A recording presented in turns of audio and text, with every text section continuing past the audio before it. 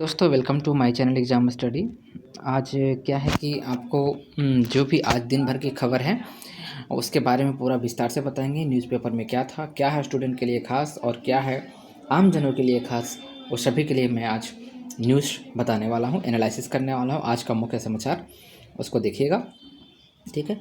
तो चलिए हम देखते हैं आज क्या बताया गया है न्यूज़ में, क्या हमारे लिए खास है। बजट तो पेश कर दिया गया है, बजट के बाद फिर हम लोगों के जीवन में कैसा सुधार हो रहा है, क्या आरबीआई क्या कह रही है।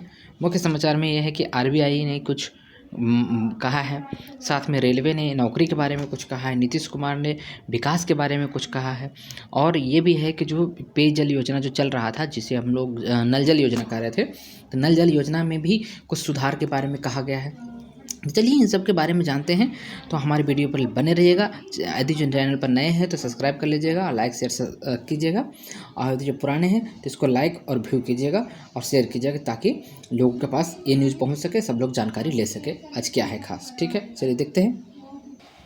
न्यूज़ की शुरुआत करेंगे कि यूपीएससी ने ब्रेक लगा दिया है, नियमों पर बड़ा बदलाव कर दिया है। सिविल सेवा जो परीक्षा हो रही थी, यूपीएससी की जो परीक्षा होती है, यूपीएससी का जो परीक्षा होती है, उसमें सिविल सेवा के लिए एक नया बदलाव किया गया है। कहा गया किनको ये जो परीक्षा नहीं दे सकते हैं, कौन दे सकते हैं, इसके बारे में विस्तार से समझते हैं और ये आसान भाषा में समझते हैं। ठीक है, चलिए देखते हैं क्या कहा गया। देखिए, यूपीएससी ने ब्रेक, नियमों में बड़ा बदलाव, अब चयनित अफसर बार बार परीक्षा नहीं दे सकते हैं। देखिए, सिविल सेवक, देखिए इसको पूरा बढ़िया देखिए।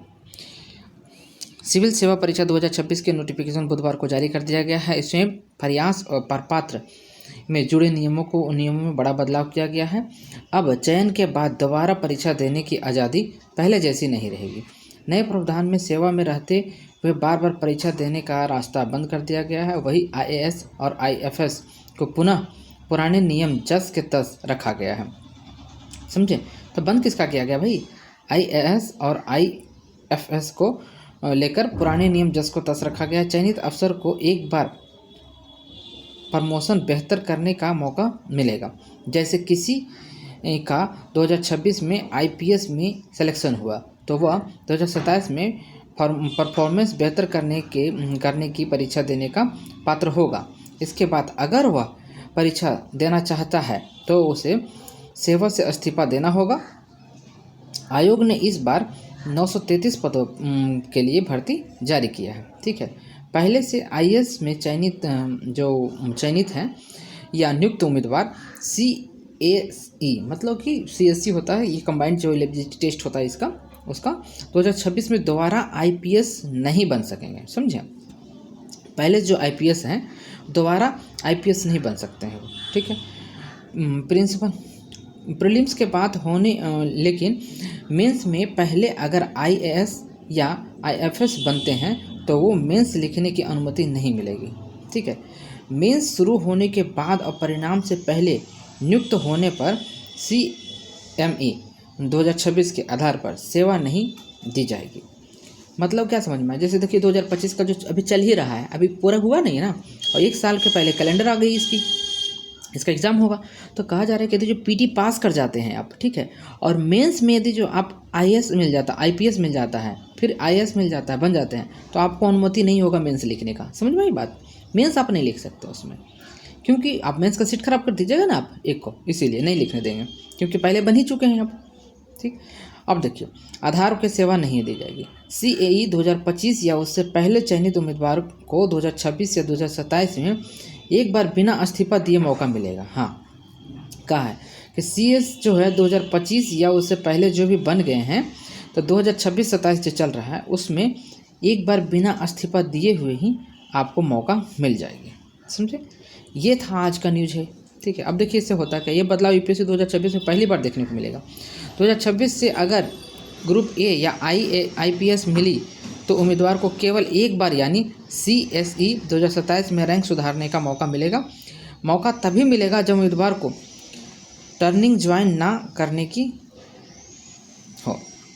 ठीक है, मतलब क्या हुआ कि 2026 से पहले यदि जो आईएएस बने हुए हैं, एक ग्रुप ए के मिला, आईपीएस मिल चुका है, आप चाह रहे हैं कि हमें आईएएस मिले, तो आप एक बार इसको सुधारने के लिए मौका एक ही बार मिलेगा आपको। ठीक है, ट्रांसएक्शन एक बार की छुट्टी, मतलब एक बार की छुट्टी मिलेगा इसमें।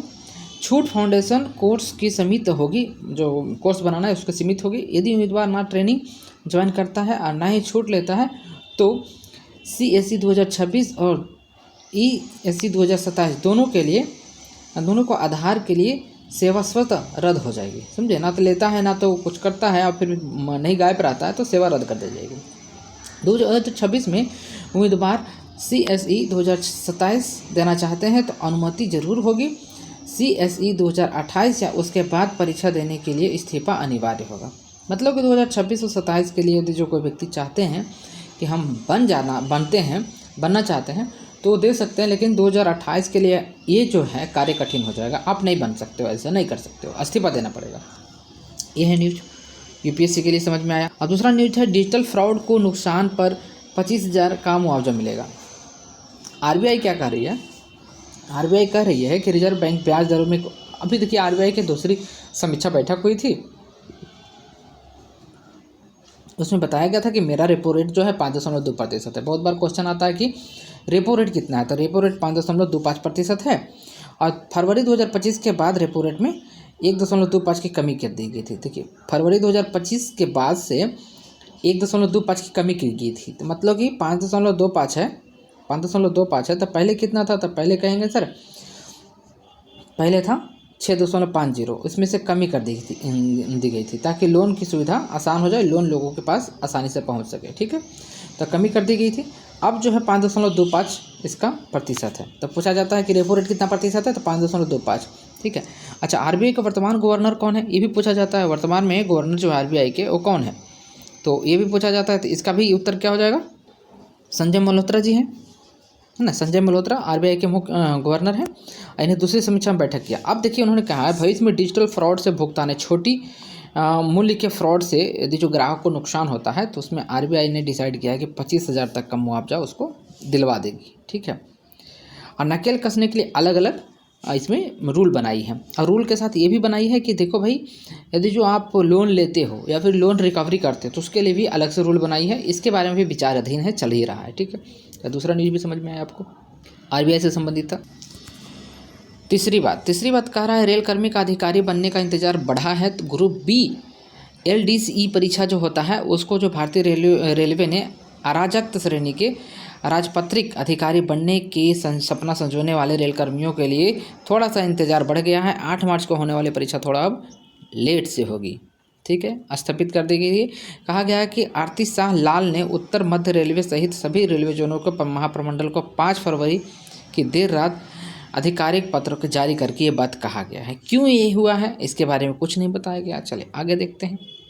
रेलवे की तरफ से एक और बड़ा बयान आया है। 10 साल में रेलवे ने दी है 5 लाख नौकरियां और 1.5 लाख नौकरी जो है 1.5 लाख नई भर्तियां कार्याधीन है। ठीक है, 1.5 लाख कार्याधीन है। मोदी सरकार, देखिए मोदी सरकार ने तीसरे कार्यकाल में 1.5 लाख की रोजगार देने की लक्ष्य रखा है। जो तीसरे कार्यकाल जब चुनाव हुआ था 2025 का, तो उस 25 से 2024 का चुनाव हुआ था, 2025 से लेके 30 वाला में 29 वाला में मोदी सरकार का है कि 1.5 लाख नौकरी और देंगे हम। 1.5 लाख नौकरी के कार्याधीन है, चल ही रहा है ये। ठीक है। 10 वर्ष में भारतीय रेलवे ने वित्तीय सेहत की उल्लेखनीय सुधार की है। अब भी खर्च को पूरा करने के बाद भी रेलवे के पास कोटा राजस्व अधिशेष बच रहा है, अब जो है बच रहा है। ठीक है। उन्होंने बताया है कि 2024-25 में वित्त वर्ष में रेलवे ने ऑपरेटिंग सेशन के 98.22% रहा है। स्किल ट्रैफिक प्राप्तियां जो है 2,65,144 करोड़ रुपये और 2,660 करोड़ रुपये का अधिशेष दर्ज किया गया, मतलब कि कुछ बचा है रेलवे को।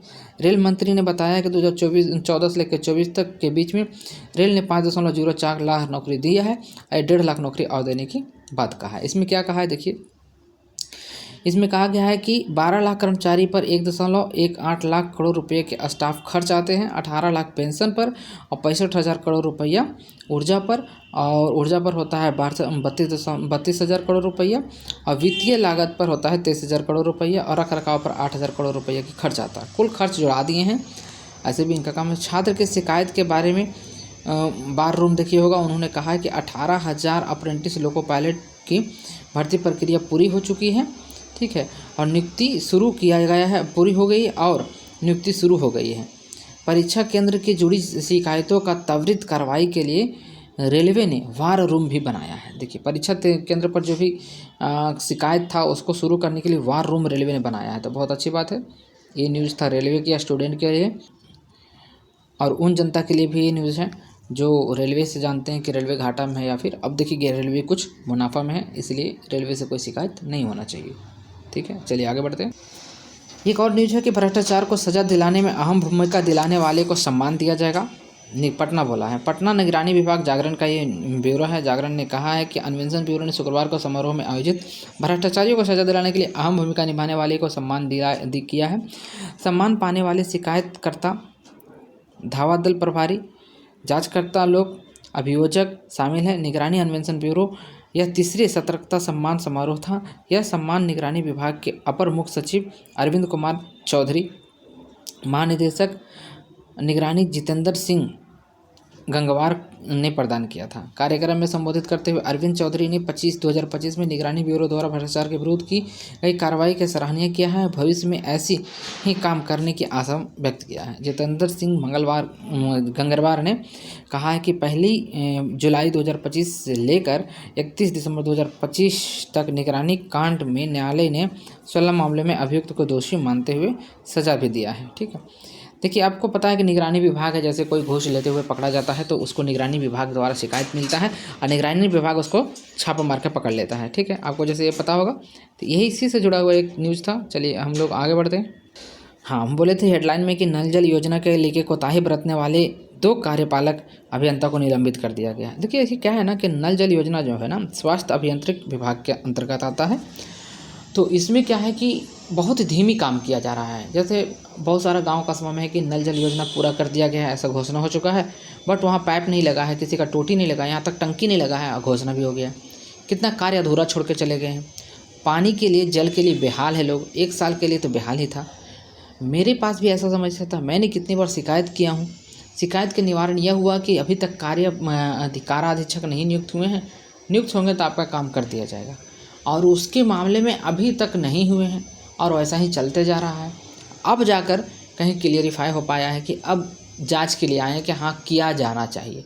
अब बताइए गर्मी आने वाला है, पुनः जल का संकट होने वाला है, तो अब हो रहा है। तो इसके लिए इन लोगों ने जो आगे किया है बहुत अच्छा कार्य किया है। चलिए आगे देखते हैं। जागरण का एक सवाल था कि अब भारत में ना एक आने वाला है भारत टैक्सी, समझे। भारत टैक्सी सुविधा है, जैसे ओला और उबर था ना, उसी के जैसा है भारत टैक्सी।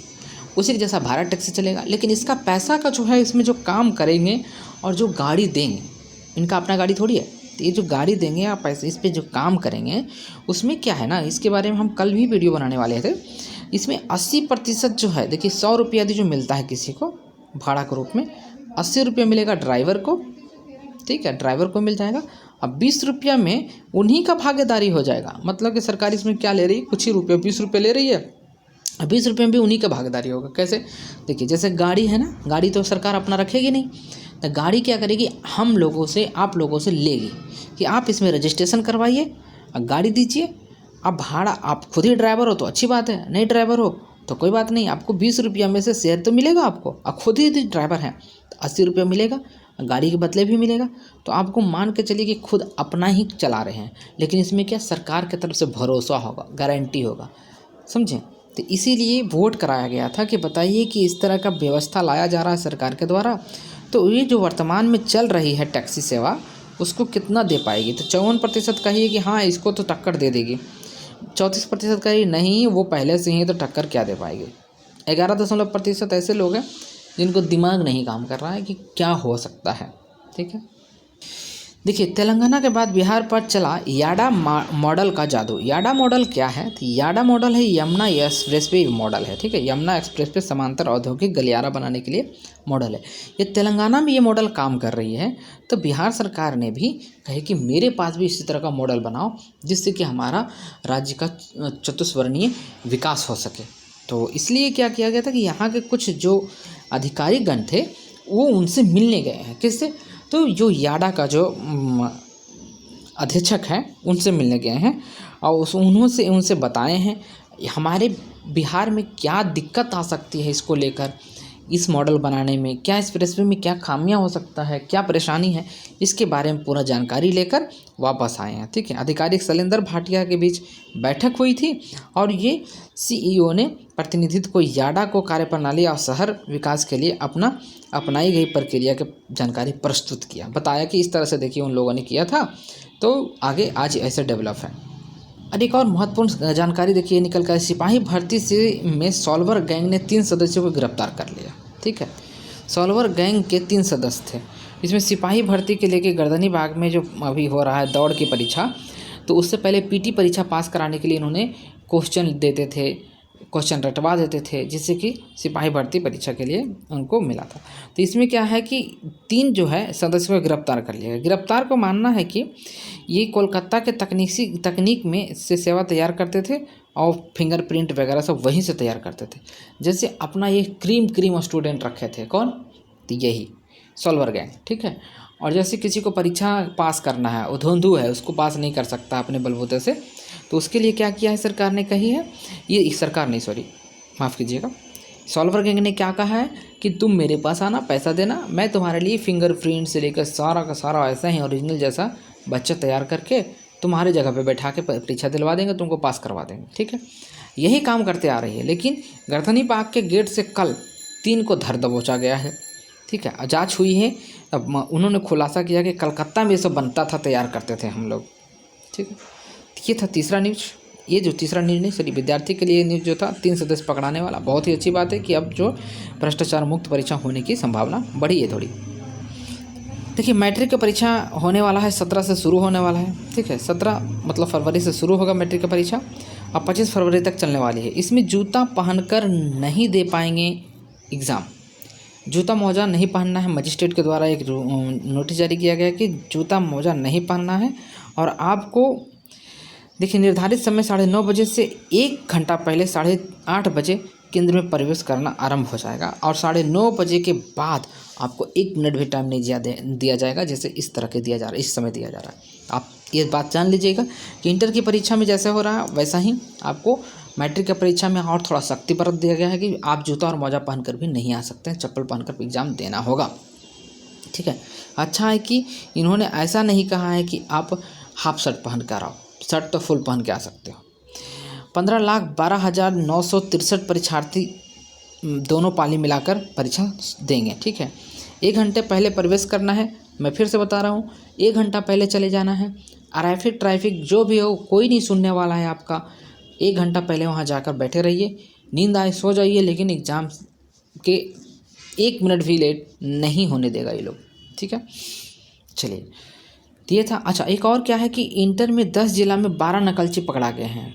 चोरी करते हुए नकलचियों की संख्या जो है 12 नकलची पकड़ाए हैं 10 जिला में। ठीक है, और ये 10 जिला में कहाँ कहाँ है, तो जो कि नालंदा गोपालगंज से 2-2 व्यक्ति पकड़ाए हैं। ठीक है, कौन कौन सा, और बाकी में रोहतास, जहानाबाद, पूर्णिया में 1-1 पकड़ाए हैं। रोहतास है, जहानाबाद है, पूर्णिया है, पश्चिम चंपारण है, सारण है, सहरसा है, मधेपुरा है, लखीसराय में नकलची 1-1 पकड़े गए हैं। लेकिन नालंदा और गोपालगंज में 2-2 नकलची पकड़े गए हैं। नालंदा पहले से भी केंद्र रहा है, आज भी है। जय हो नालंदा की। अच्छा, एक और बहुत अच्छा खबर है कि पीजी करने वाले, जो भी पीजी करना चाहते हैं उनके लिए जो है पाठ्यक्रम नामांकन की प्रक्रिया शुरू कर दी गई। इच्छुक छात्राएं, मतलब पटना वुमेंस कॉलेज का ये इच्छुक छात्राएं जो है शुरू कर दी गई। इच्छुक छात्राएं आधिकारिक वेबसाइट पर उपलब्ध ऑनलाइन आवेदन लिंक के माध्यम से आवेदन कर सकती है।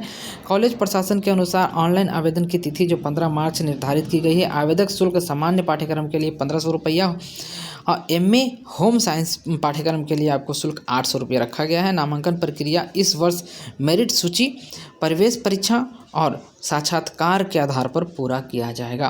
देखिए मेरिट सूची है, प्रवेश परीक्षा होगा, उसके बाद फिर साक्षात्कार के आधार पर मेरिट तैयार करेंगे, उसके बाद देते हैं। तो जो पात्र हैं, जिनको इच्छुक हैं वो भर सकते हैं, वुमेंस कॉलेज में ये एडमिशन ले सकते हैं। बिहार प्रवासी की मृत्यु पर 2 के बजाय अब 4 लाख रुपये की मुआवजा मिलेगी। देखिए बिहार प्रवासी जो है, बिहार के बाहर जो प्रवासी लोग हैं और जो पंजीकृत होकर जाते हैं, ना कि ऐसा ही भाग जाते हैं, उनको नहीं मिलेगा।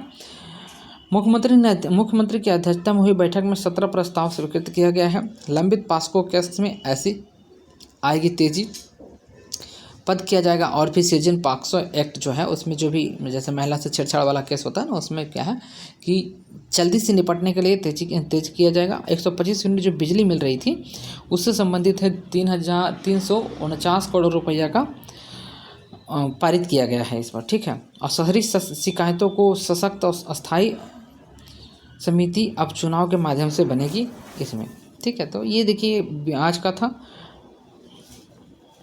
पूरा न्यूज। 20 मिनट में आपको पूरा पेपर समझा दी हैं। और बाकी जो भी खबरें थी, किसी के मामा किसी के चाचा कोई हत्या कर दिया, उसका कोई अलग अलग बात है, उससे कोई लेना देना नहीं है। आपको काम की खबर था वो आपको बता दिया गया है। तो इसी के साथ मैं लेता हूँ विदा। That's all, thank you for today, good bye. आप देखते रहिएगा exam study, news and study दोनों चलेगी और आपको मोटिवेशन भी मिलता रहेगा।